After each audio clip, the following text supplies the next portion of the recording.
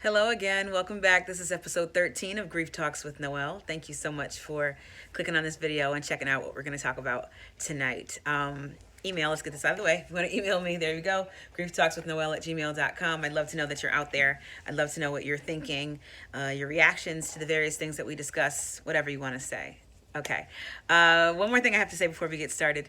I mentioned in a few episodes ago, rather, that I have vowed to myself to take a break every 5 episodes, and I'm changing that. I'm going to actually start to take a break every 3 episodes because I realize that the further that I get into this process, the further that I dig as far as analysis, as far as evaluating and pulling apart and really scrutinizing the different components, the different commonalities of the grieving process for you and for myself as well, the heavier it kind of gets for me. Wednesdays are heavy days for me. Every day has a heaviness to it in this new normal, but Wednesdays in particular, I drag my feet.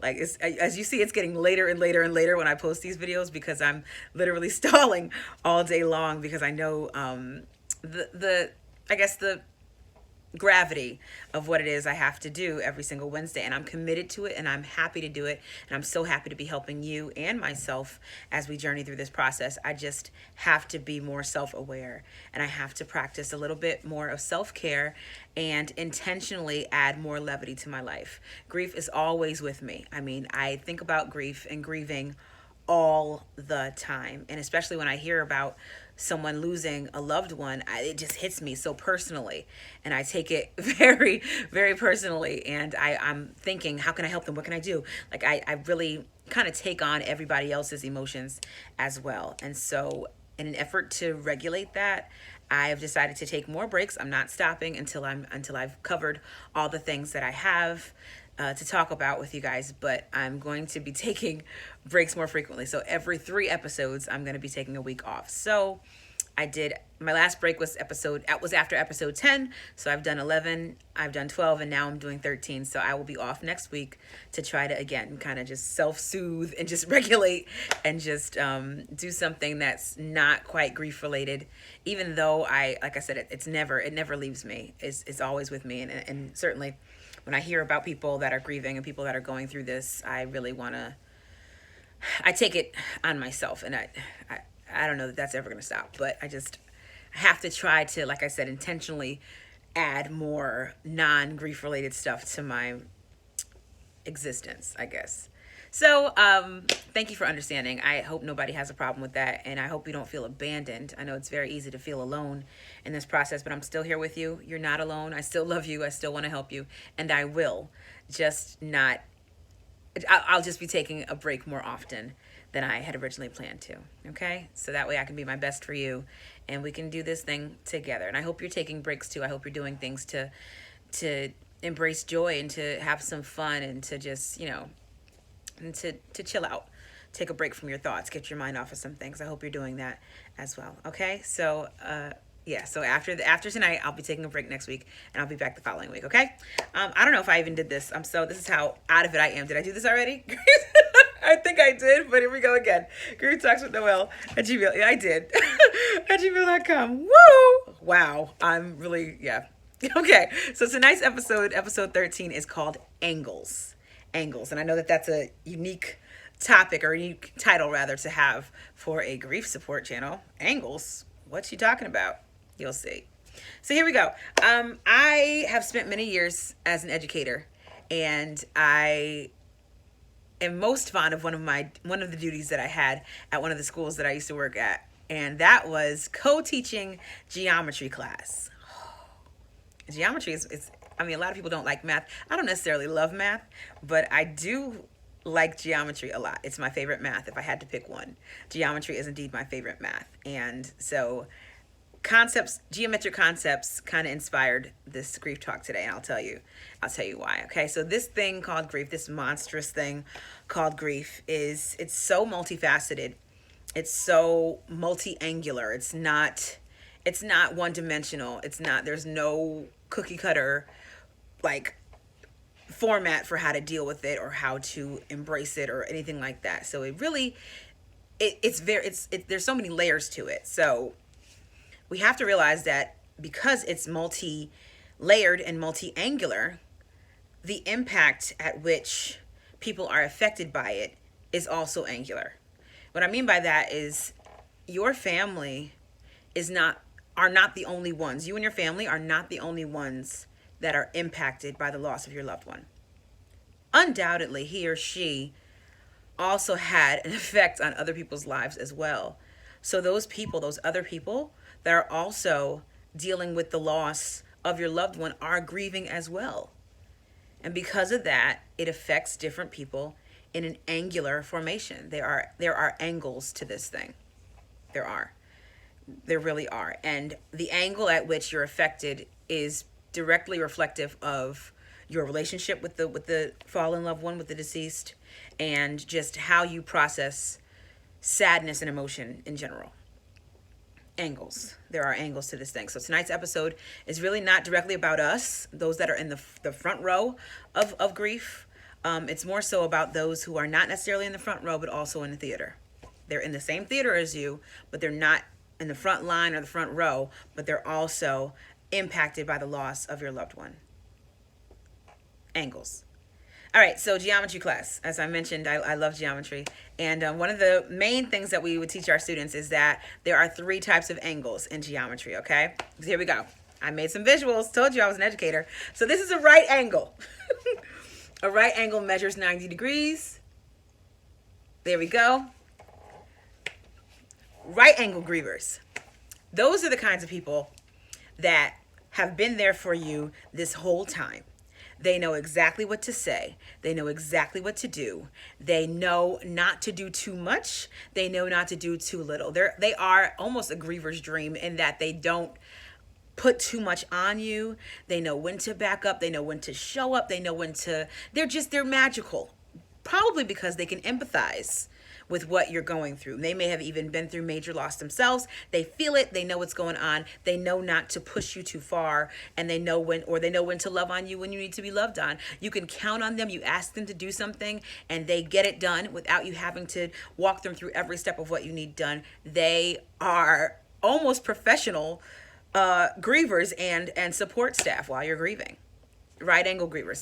They're not afraid to get up in that thing, and they contact you as much or as little as you want to be contacted, and they're the right angle grievers. It hits them at a perfect right angle, and they know exactly how to handle it.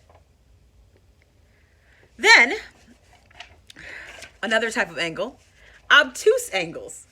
Obtuse angles measure greater than 90 degrees, okay? So the right angle is straight up and down or up and out. Obtuse is kind of leaning back a bit. So obtuse angle grievers are people who are affected by the loss of your loved one. They miss your loved one as well, but they are over the top with it.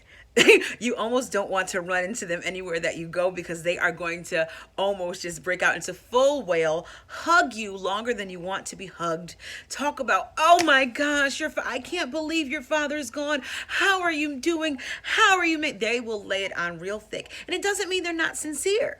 It just means that they are over the top with their approach to you, over the top with their approach to grief. For whatever reason, they are just kind of, not really excessive, but they kind of, maybe excessive, kind of overdo it. And they put it on real thick. They're the dramatic people in your lives that you don't want to run into. Those are the obtuse angle grievers, and they do too much. You avoid seeing them, not because you don't love them, but just because you know it's going to be a production. You don't feel like going through that, so you don't want to talk to them, so you avoid it because they mean it. They miss your loved one just like you do. They're hurting from the loss, but their reaction is so big and broad. It's beyond that 90 degrees as the right angle grievers give you. It is the obtuse approach greater than 90 degrees. And then finally, acute angle has nothing to do with it, how it looks. But an acute angle is an angle that measures less than 90 degrees. Okay, so if our 90 degree, our right angle is our preferred way of being dealt with, acute angle grievers don't do enough. They avoid you. They don't know what to say to you, so they don't call you. They don't text you. When you run into them, it's awkward because they have no idea what to say. They are feeling the loss of your loved one in a way that's made them retreat. Not because they don't love you, not because they don't love your loved one, but just because they simply are not comfortable with the emotions that they're going to experience by interacting with you directly. And to be perfectly transparent, this type of person really irritated me and honestly still does. And I'm working to get better at understanding their perspective, because I just feel like there are certain people in our lives who my father would have expected more from at this point. But I can't look at it that way. I can't look at it the way that I would approach the situation, because everybody is different and grief affects everyone differently. So those people who take the acute angle approach and don't do as much as you feel like they can, try to not be so hard on them, because they're hurting too, just like you are.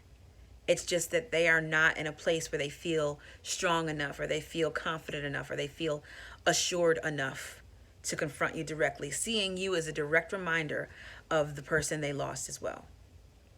And so they'll avoid you when you run into them. Oh, hey, because they know they haven't really contacted you. They know they haven't been there. It's not news to them, just like it's not news to you. So I said all that to say that whether you are surrounded by right angle grievers or obtuse angle grievers or acute angle grievers, there is no correct way to grieve, aside from the fact that you have to feel it. The incorrect way of grieving, the only incorrect way of grieving, is not dealing with it at all. So even those that are evasive and don't really talk to you a lot, can't handle talking to you, they're dealing with it. They're processing it in their own way. Those that do too much, woo, they're over the top. They're processing it in their own way. Those that are just spot on, those right angles, processing it in their own way. So you're not the only ones in the theater. You and your family, me and my family, we're in the front row of this thing. But there are other people there as well who loved your loved ones just like you do. And they're dealing with it differently. But my mother always tries to help me realize that different does not mean wrong. So just because someone's handling their grief in a different way, or it has a different approach to maneuvering and walking through this grief process, doesn't mean they're doing it wrong. It just means they're doing it differently than you. So try your best to be patient with those who come at you in various angles, and who are handling it in various angular formations, because there are multiple layers, multiple levels, and multiple angles to this thing called grief. Thanks so much for watching tonight, and that's all I have for tonight. And I will see you in 2 weeks. I don't really know the date. Let me look at it. Hold on. I got the Barack Obama calendar on the wall. Today is the 25th, so I will see you, not the 1st, but the 8th. I will see you April 8th. That's when we will return, and I'll be back, and I will have another episode lined up for you. So take care of yourselves, love yourselves, especially with what's going on right now in the world. The world is in a crazy state, but make sure that you're taking time to take care of yourselves, and don't let the heaviness of what's happening in the world overtake you. Take breaks. That's what I'm going to do. So I'll see you on April 8th, and most importantly, let's keep talking.